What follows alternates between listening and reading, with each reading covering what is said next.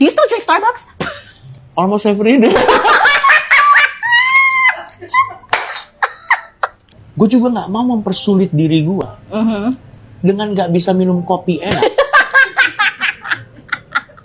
Yang mana gue tahu dengan tidak minum kopi itu juga nggak akan mengubah apa-apa. Lo ngerti nggak sih makanya nih ya? Gue mau nanya ya. Go ahead. Lo tau lagu Heal the World? Michael Jackson, yeah, of course. Better Place. Makin hancur kan dunia setelah lagu itu keluar. Nggak ada, man. Percaya sama gue. Lagu We Are the World. We are the world. We are the... Makin hancur dunia. Nggak ada. Come on lah, ayolah. Michael Jackson kalau tahu hidup lagi dia dari kuburan, yakin gua. Jadi video yang di awal tadi itu video cuplikan atau potongan video obrolan mereka. Video mereka itu sekarang sudah nggak ada loh, sudah dihapus. Jadi permasalahannya seperti ini. Baru-baru ini video yang baru viral, yang viral sekali ya. Bahkan saking viralnya sampai diusut, sampai menjadi ranah hukum. Video antara Coki Pardede dan Indah G. Dari obrolan mereka yang candaan mereka yang terlalu lepas sehingga tidak dalam kontrol mereka sendiri. Ternyata dari obrolan mereka itu yang mana dia menyatakan diri bahwa dia tidak mengikuti memboikot produk dari Israel dan para sekutunya. Termasuk kopi yang katanya dia tidak mau lepas dari kopi itu, kopi Starbucks. Kan begini, itu kan sebenarnya hak dia, entah mau dia mau memboikot atau tidak, itu hak dia. Yang jadi masalah di sini, kenapa mereka obrolkan hal sensitif itu dan mereka sharing ke publik, yang mana publik sendiri sedang memboikot produk-produk yang dia obrolkan tersebut. Seperti begini, mungkin maksudnya seperti ini. Ngapain kalian semua itu memboikot produk yang mana produk tersebut kalian butuhkan? Bodoh sekali kalian ini, kan seperti itu maksudnya. Sehingga mereka tertawa-tertawa. Sebenarnya itu kalau menurut saya hak dia memboikot atau tidak, itu hak dia. Yang jadi masalah kenapa harus dipublikasikan, seolah-olah dia itu mengajak-ajak lah. Kan sejatinya seperti ini. Dari penelitian ya, produk dari Israel dan para sekutunya itu, 1 atau 2 produk kalian boikot nggak ngefek, karena produk mereka itu sudah terlalu banyak sekali, yang mana produk mereka itu bisa dikatakan primer dan non primer, bisa dikatakan produk penunjang dan kebutuhan pokok, termasuk makanan dan minuman. Mana mungkin kita bisa, dia tahu kok, mana mungkin kita bisa lepas dari Facebook, dari WA, dari YouTube, sosial media, yang mana sekarang sudah menjadi bagian dari hidup kita. Kita membutuhkan itu. Mereka tahu, Coki juga tahu, mereka tahu. Kita tidak mungkin bisa memboikot semua produk mereka. Hanya saja seperti ini, Indonesia itu sedang memboikot produk yang mana produk mereka itu bisa kita hindari, seperti Starbucks. Bisa kan, kita nggak minum kopi Starbucks nggak apa-apa. Bahkan dalam seumur hidup saya ya, rasakan kopi Starbucks aja belum pernah. Rasanya seperti apa belum pernah, nggak ngerti rasanya seperti apa. Jadi apa ya, saya juga ngopi kok, kopi kapal api. Mungkin juga harganya karena mahal ya seperti itu.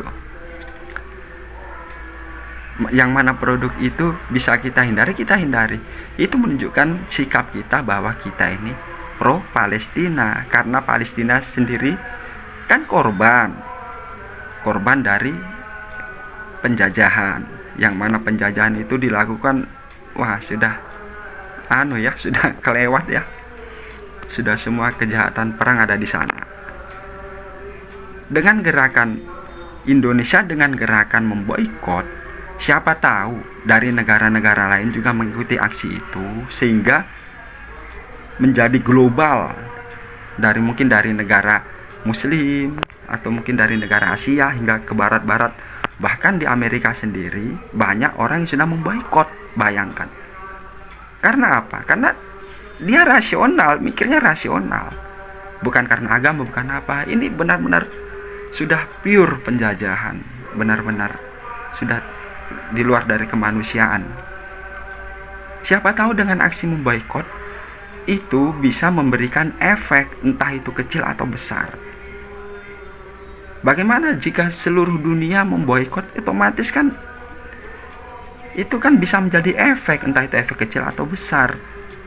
Walaupun kita nggak benar-benar memboikot 100%, bahkan dari 100 produk mungkin yang kita boikot cuma 2 atau 3 produk, tapi kan setidaknya kita memberikan atau mengajak-ajak atau bagaimana lah, kita memberikan edukasi agar orang itu bisa lepas diri atau mungkin bisa menghindari produk yang mana produk tersebut menunjang dari aksi militer mereka. Siapa tahu dengan memboikot beberapa produk dari mereka, nilai investasinya saham turun, penghasilan mereka turun, akhirnya memberikan efek. Karena nggak mungkin kan masyarakat sipil, masyarakat dunia mau ikut perang, atau kita bisanya hanya demo atau mungkin memberikan statement pendapat, mengecam, bisanya seperti itu. Nggak mungkin kita langsung ikut tentara militer, nggak mungkin. Memboikot termasuk aksi sikap kita dalam membela Palestina, kan seperti itu. Yang jadi masalah di sini dari obrolan Coki dan Indah G ini, kenapa mereka harus mendeklarasikan diri yang mana dia tidak memboikot, tapi seolah-olah dia tuh membodohkan orang yang memboikot dan dia tidak mau tergolong orang yang bodoh itu. Orang Indonesia itu nggak bodoh, orang Indonesia itu pintar, dia tahu apa yang dia lakukan, dia tahu. Dengan dia memboikot, dia tahu ini nggak memberi efek, karena banyak sekali produk yang tetap berjalan hingga saat ini, seperti Facebook, WA, nggak ngefek sama sekali. Kehilangan uang Rp1.000, pemasukan miliaran ibarat kata. Kehilangan 10.000, yang masuk 10 miliar. Nggak ngefek. Mereka tahu. Cuman jadi masalah kenapa harus mendeklarasikan, tertawa, tertiwi, seolah-olah itu hal yang bodoh. Kan seperti itu. Jika kalian pro Palestina, atau paling nggak jadilah manusia yang punya hati, yang punya nurani.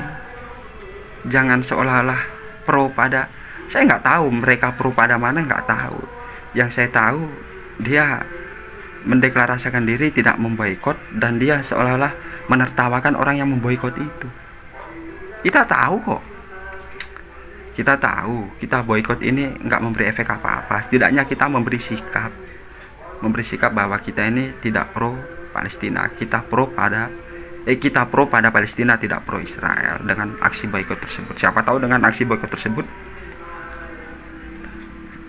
akhirnya diikuti negara-negara lain, memberikan efek pada yang bersangkutan langsung, bahwa dunia mengecam kita, makanya kita harus memberi pencitraan kah, atau mungkin memperbaiki diri lah, atau mungkin mengendorkan intensitas serangan kah, atau bagaimana, efeknya seperti apa kita nggak tahu. Yang penting usaha kita seperti itu.